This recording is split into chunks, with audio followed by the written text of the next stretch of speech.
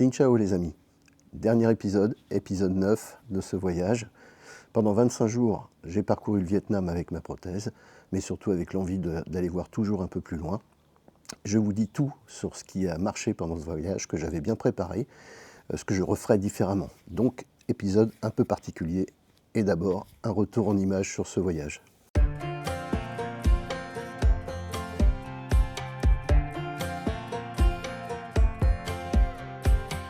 Last time we talked, you had nothing to say. You chose to walk, give what we had away. I hope you get what you're looking for, but babe, with me, you close the door on everything we could have been. Don't go thinking we could be friends. No, you can't bring us back from the dead, 'cause when you know, you know, and when you don't, when it ends, it ends. When it ends, it ends. I really thought we might have been it, so my heart was shattered when it took the hit.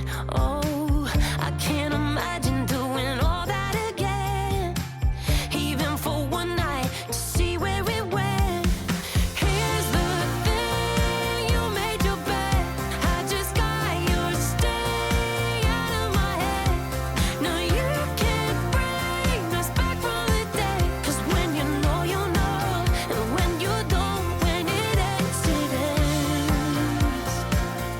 When it ends, it ends. End of the road, nowhere to go. You cut the ties, you burn the rope. So don't let me see your name lighting on my phone when it was you who let go.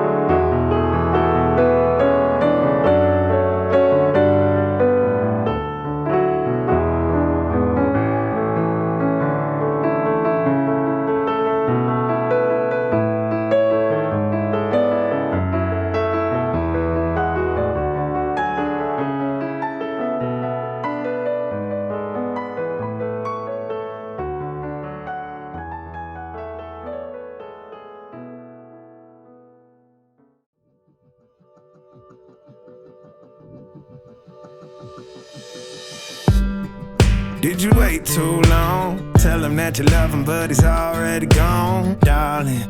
Did you make two wrongs? Know that daddy never made a right before, darling. You were never made to be the judge, darling.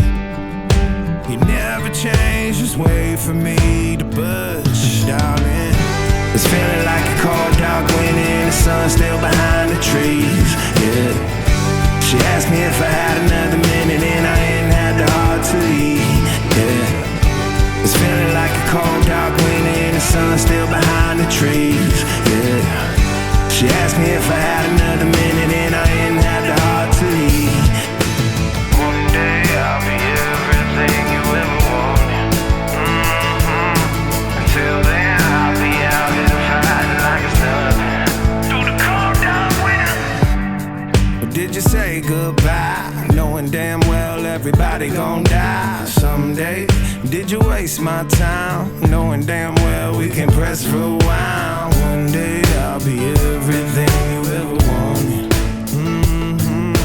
Until then I'll be out here fighting like it's nothing through the cold dark winter.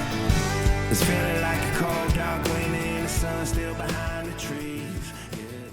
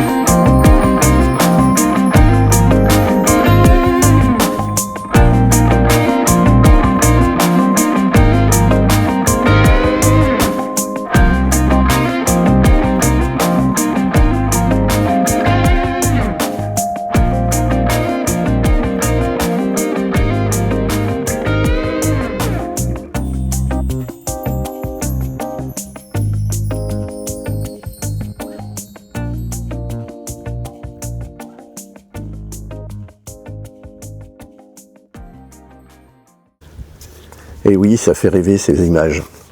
Alors, l'objet de cette vidéo, c'est aussi de vous dire que ce voyage, il a été anticipé, parce qu'on ne part pas au bout du monde quand on est amputé sans anticiper un certain nombre de choses.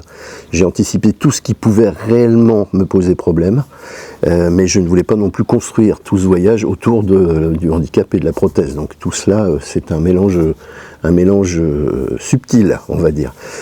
Donc la première chose, eh bien, c'est que quand on prépare son voyage, on commence à s'intéresser évidemment à l'avion et ce que ça va prendre comme difficulté éventuelle. Donc de toute façon, dans tous les voyages que je fais en avion, et voire même en train dans certains cas, je demande l'assistance personne à mobilité réduite à la compagnie qui va me transporter. Donc ça se passe très bien, on arrive, on n'a pas besoin de faire la queue, parce que la station debout est toujours un peu compliquée, vous le savez, et on est pris en charge immédiatement et on est en transfert rapide en passant toutes les étapes avant l'embarquement de manière beaucoup plus fluide. Donc ça, c'est une chose essentielle, et même dans les vols intérieurs, j'avais donc demandé cette assistance PMR. Par rapport au vol, c'est vrai qu'on trouve peu d'éléments quand on est amputé, on trouve peu d'éléments sur la gestion de la prothèse et du moignon pendant le vol.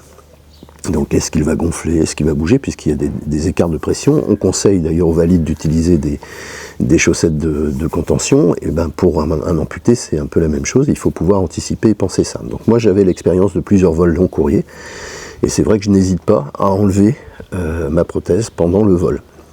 Je garde le manchon, mais j'enlève la prothèse. Et c'est vrai que ça donne un peu plus de confort. Je la remets assez longtemps avant l'atterrissage, de façon à voir s'il y a eu un mouvement, ou quand je veux me déplacer dans l'avion, et régulièrement je me lève et je me déplace dans l'avion. Le choix du rythme du circuit, nous avons fait, vous avez vu, un circuit assez dense sur 3 semaines, sur 25 jours. Donc il va falloir aussi penser le rythme de ce circuit, c'est-à-dire d'essayer de ne pas multiplier des petites étapes de 1-2 jours à un endroit. Donc ça veut dire aussi se dire je vais pouvoir rester à Poulwong pendant 3 jours, à Maicho pendant 3 jours, etc. De façon à ce qu'on ait le temps de se poser et aussi de se reposer.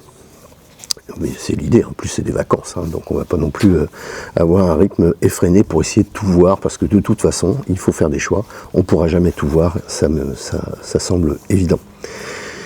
Éviter les marches inutiles, parce que vous avez vu, il fait très très très très chaud en Asie. J'avais l'expérience du voyage au Japon où j'avais vraiment souffert de la chaleur. Et là, j'avais anticipé la chose. Alors on a été aidé cette année parce que comme on avait eu la canicule ici en France, l'organisme finalement était relativement prêt quand on est arrivé au Vietnam. Et donc malgré tout, ça a été un peu plus facile à gérer. Mais une chaleur, comme les 2 derniers jours, je ne vous l'ai pas dit, mais les 2 derniers jours à Hanoï avant de rentrer, nous avions des températures autour de 37 degrés, mais avec un ressenti autour de 48, voire 51 degrés pendant une journée. Donc vous voyez, vous mettez votre tête dans le four à 51 degrés, vous allez comprendre quel type de chaleur et comment ça peut être aussi jouer sur l'organisme et donc jouer aussi sur la marche. Donc éviter des marches qui sont inutiles, c'est pas la peine de se mettre mal. Donc pour ça, on est quand même très aidé en Asie, c'est qu'il y a ce qu'on appelle Grab, qui est l'équivalent d'un Uber, etc., de transporteurs de ce type-là. Grab, c'est très pratique, d'abord ça coûte pas cher. On est sur 1 euro, 2 euros maximum le trajet. Et donc il y en a partout, on peut appeler, on sait combien on paye, etc. C'est très sécure, très encadré. Donc voilà, le Grab, ça a été vraiment quelque chose qu'on a utilisé continuellement, moins dans les campagnes bien évidemment, quoique on arrive à trouver aussi dans certains endroits des gens qui peuvent vous emmener. Voilà, donc ça c'est une solution de facilité qui permet de faire ça confortablement sans se mettre mal sur des marches qui seraient très longues. Et voilà. Un truc que j'avais fait également et important, c'est de contacter les hôtels avant le départ. Donc j'avais sélectionné mes hôtels, pas forcément en passant par le site bien connu de réservation, mais en direct, mais toujours les contacter en amont, leur expliquer que j'avais ce handicap, cette amputation, que je ne pouvais pas monter des étages comme ça, donc s'ils n'avaient pas d'ascenseur, j'ai écarté les hôtels, et puis surtout leur demander un tabouret de douche dans toutes les douches, et ça a été vraiment confortable, parce qu'à chaque fois qu'on est arrivé, le tabouret, petit tabouret en plastique, comme on en voit des millions au Vietnam, était dans la douche, donc je pouvais prendre ma douche en toute sécurité, et sans aucun problème, j'ai pas été obligé d'emmener un tabouret, comme j'ai pu le faire notamment au Japon. Voilà, donc c'est évidemment des éléments importants. Dernier point, les bagages. J'ai fait une vidéo sur la préparation du bagage cabine, mais évidemment il y a d'autres éléments qui sont rentrés en ligne de compte dans les bagages. Pouvoir se changer régulièrement, puisque là la température fait qu'on transpire énormément, donc il faut pouvoir se changer, mais ça c'est valable pour les valides comme pour les personnes à mobilité réduite. Mais j'ai pas regretté du tout d'avoir emmené par exemple 2 manchons, parce que comme ces températures font que j'ai énormément transpiré dans le manchon, ce qui me permettait de changer de manchon au moins une fois par jour, de laver l'ancien, de le nettoyer et puis de pouvoir le remettre un peu plus tard dans la journée. Voilà, c'est un peu toute cette préparation en amont qui a été facilitante et c'est un point évidemment à ne pas négliger.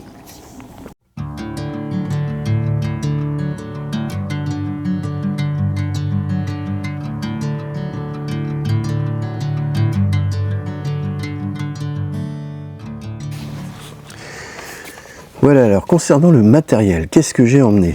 en fait. Donc je vous disais à l'instant que j'avais emmené un deuxième manchon, parce que c'était important par rapport à la chaleur, mais j'avais également emmené à tout hasard une deuxième emboîture. Celle-ci est une emboîture qui a été que je sais confortable parce que je l'ai portée déjà pendant plusieurs semaines, et qui est imprimée en 3D. Donc cette emboîture, je l'ai emmenée si des fois mon emboîture usuelle, habituelle, avait un problème, ou si je me sentais mal dedans, etc.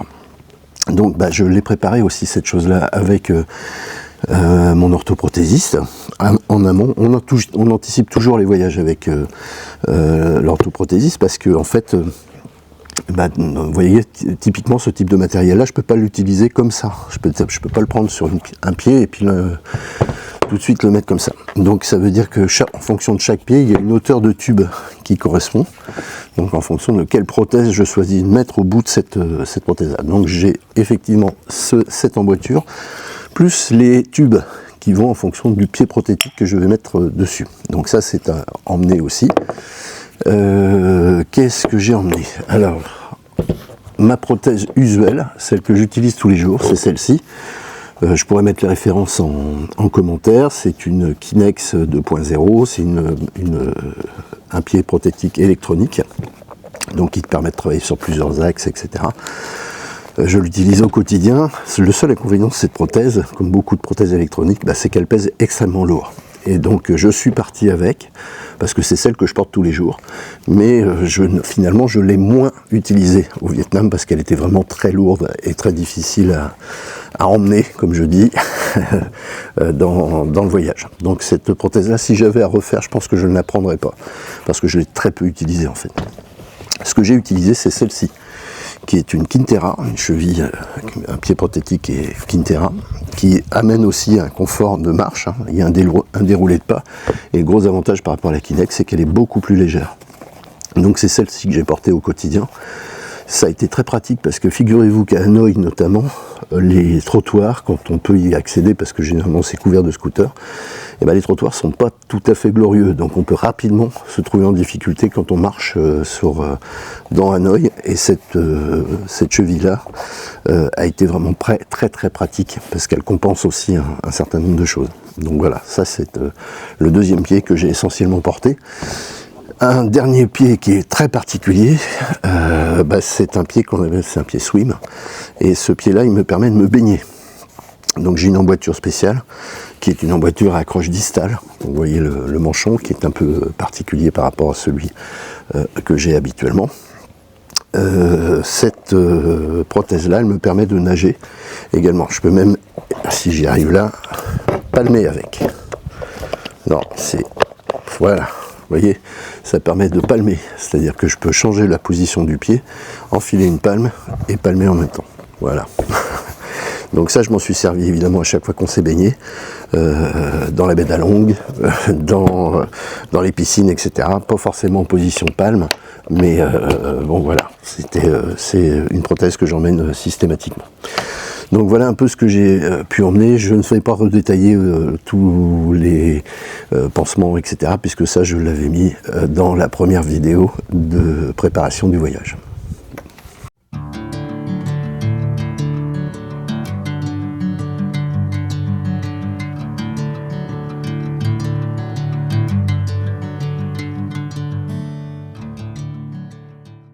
Je le disais à l'instant, ce voyage n'a pas tourné autour de mon amputation, et c'est aussi ce que je voulais, parce que je voyage en famille, donc je ne tiens pas non plus à ce que les vacances de ma conjointe, de mon enfant, de mes enfants, pâtissent aussi de mon handicap. Donc voilà, on fait des choix en amont aussi sur notamment les étapes, sur la durée de ces étapes, etc. C'est des choses qu'on a négociées et qu'on a pensé ensemble. Je les laisse des fois aller visiter des choses parce que moi je me sens fatigué ou je sens que ça va être un peu compliqué. Il y a beaucoup de marches, il y a des choses comme ça. Je marche des escaliers. La marche en règle générale, je suis pas trop mal. Vous avez vu dans les images que j'ai une canne aussi. Je porte une canne en T par sécurité. C'est pas vraiment que j'en ai besoin. Réellement, ça décharge un peu le poids sur la prothèse, mais je l'emmène par sécurité. Je parlais des trottoirs de Hanoï. c'est vrai que d'avoir cette canne, ça rassure. On a un peu plus de stabilité et on se sent plus sécure, quoi, en fait. Donc cette canne, je l'emmène aussi en voyage et je m'en sers usuellement tous les jours. Vous avez vu de l'avion, du bateau, du canoë, j'ai pas fait d'image, mais j'ai fait du canoë, du vélo musculaire, du vélo assistance électrique à Oyane. Bon, voilà, tout ça, je suis pas un grand sportif. Mon témoignage, il a valeur très relatif là-dessus. Je ne fais pas dans le sport, mais en fait, je peux faire ces activités sans aucun problème. Et ça, c'est plutôt rassurant et ça a été aussi un point fort. Ah, bah, écoutez, aujourd'hui, c'est compliqué à la maison. Vous aurez tous les bruits autour. Voilà. Encore une fois, ces vidéos, elles n'ont pas valeur d'exemple. Je ne suis pas là pour donner des leçons du tout.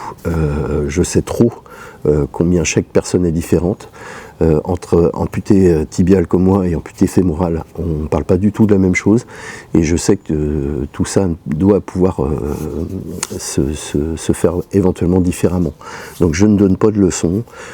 J'ai 62 ans, je suis un peu enrobé, je suis gourmand, je suis pas sportif spécialement, donc c'est aussi entre guillemets ma normalité qui peut donner des envies à d'autres personnes amputées. C'est le sens de cette chaîne.